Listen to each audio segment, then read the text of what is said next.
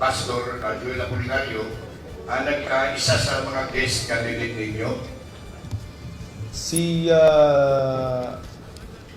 Joel, tumakbong senador na independent. So, inalap natin na guest candidate sa sa lineup natin. So, siya, guest candidate natin sa grupo ng mga senatorial lineup natin.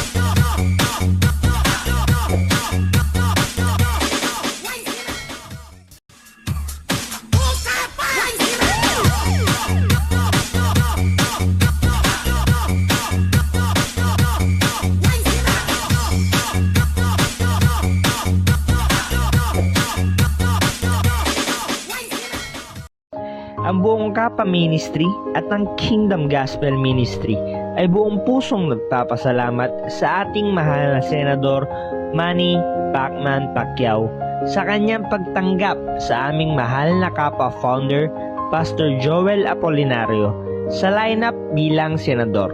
At sa maaga niyo pong regalo sa aming sakos-sakong mga damit at face mask para maipamahagi sa aming mga members. Maasahan niyo po ang aming buong pusong suporta. Ito, natutuwa ako rito. Kasi itong si Pastor Joel, even Senator Pacquiao, ay, tignan mo itong verse 13 na babasahin ko. Kinuha ni Samuel, asan na yun? Kinuha ni Samuel ang sisidlan ng langis at pinahiran si David sa harapan ng kanyang mga kapatid. At mula noon, sumakanya ang espiritu ni Yahweh. Etong dalawang ito, si Pastor Joel, may bahid po ito ng Panginoon. Yes. Ito'y talagang binasbasan ng Panginoon. At talagang, pag ito ay namuno, kahit gaano kalaki ang kaharap nating gulayat Yes. dito sa ating bansa, naniniwala ako na kayang pabaksakin dahil yung nga binahiran nga ito ng langis at hindi na nilubayan ng banal na espiritu si Haring David mula nung mabahiran ng langis ng Panginoon. Amen.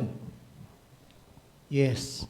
Alam niyo po, nung po naghahamon si Goliath, si David, hindi niya nakayanan yung pang-iinsulto nitong si Goliath.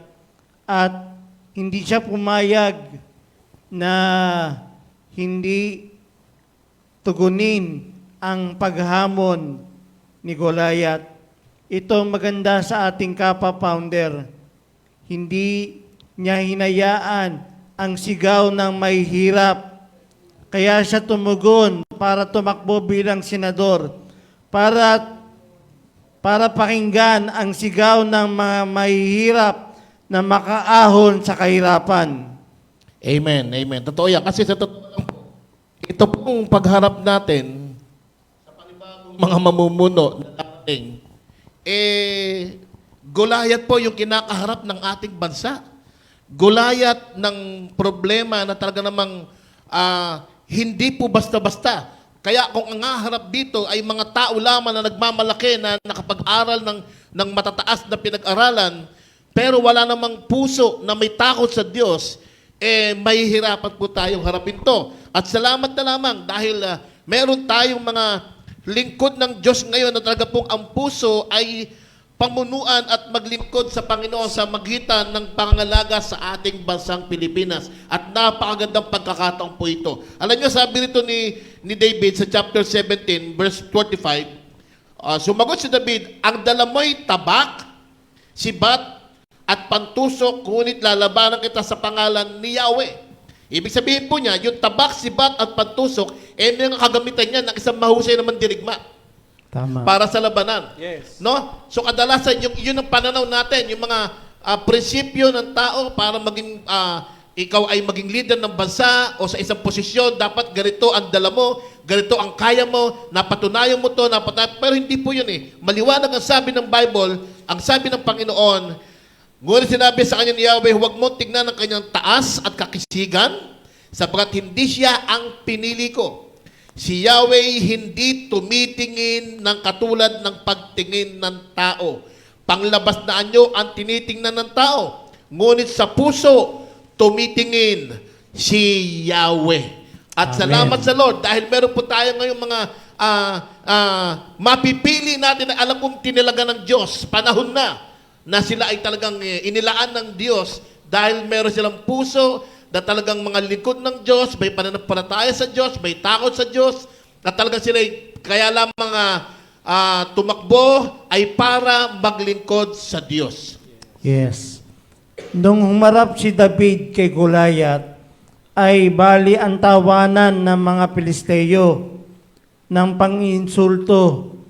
Sa panahon ngayon, kung babasahin natin ang mga komento, ay grabe ang insultong tinatanggap ng ating kapatid na Senator Manny Pacquiao, na siya daw ay walang pinag-aralan, hindi niya kaya. Ganon din ang ating kapa-founder, maraming pang-insulto at panghahamak. Pero sa bandang huli, ano ang ginawa ng Diyos? Pinahiya niya ang mga tawanan nila. Yes, amen. Ganyan din ang gagawin ng Panginoon pagkatapos ng halalan. Mapapahiya ang marurunong. Yes. Oh, kasi tingnan nyo bago alam mo Pastor Louie, Pastor Joey, bago naging hari si David, dumaan muna siya kay Goliath. Ito mga kapatid natin na ngayon ay ating pinag-uusapan, si Senator Pacquiao at si Pastor Joel Apolinario. Bago ito iuupo dyan, may pinagdadaanan silang Goliath ngayon eh. Yung nga lang, yung kay Manny Pacquiao, yung siya nilalait-lait. Si Pastor Joel naman, alam natin kung nasaan ngayon. So, naniniwala ako na magtatagumpay sila rito dahil ilalagay sila ng Lord sa isang kalalagayan na kung saan sila talaga ang pinili ng Diyos para mamuno sa ating bansa.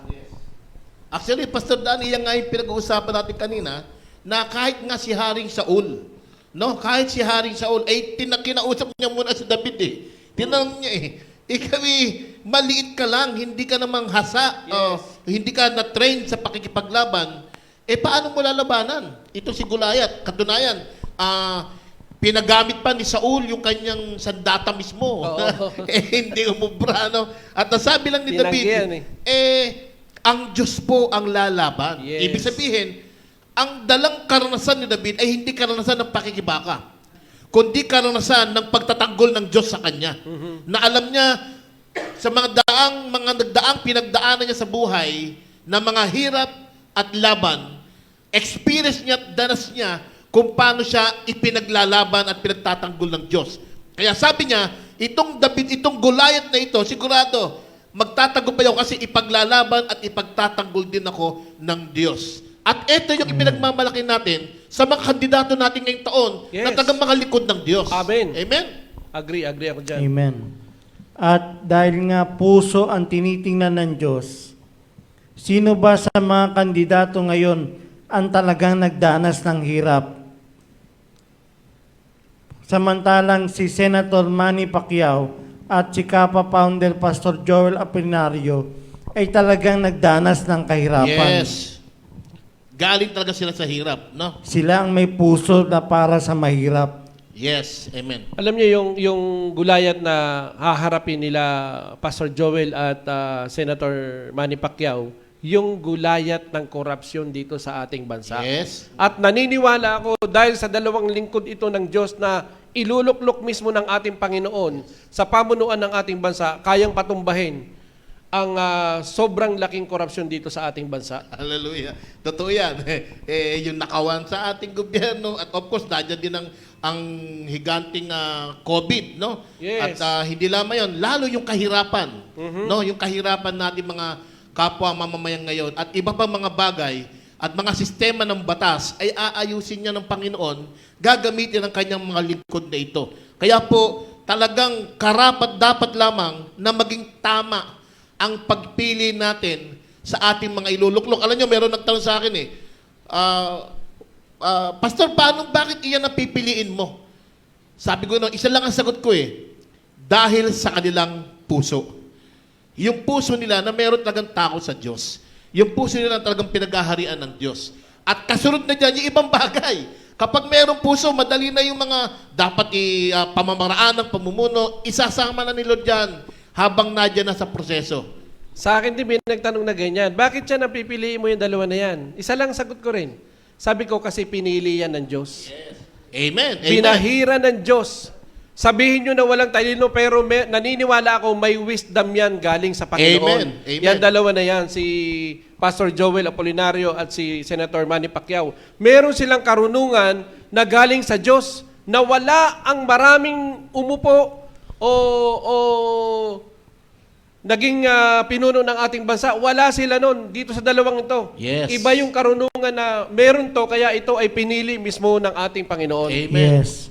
Kaya ikaw, kaibigan, kapatid na nanonood, meron ka mang mga kinakaharap na higante na problema sa ngayon. Katulad ni David, huwag kang mawala ng pag-asa. Tanggapin mo si Kristo, manalig ka. Meron kang isang Diyos na makapangyarihan na matatalo mo ang Goliath sa buhay mo. Yes. Yes, at ito nga, paalala din, tama-tama, medyo masarap ang ating bahagi na, pero magbe-break tayo. Pero before mag-break tayo, ito po ang baunin natin mga kapatid. At mamaya tatalakayan pa rin natin. Sa pagpili ng iyong ihahalal, puso ang tignan natin. Ano? Yes. Puso ho ang titignan natin. So ngayon po, magbe-break po muna tayo.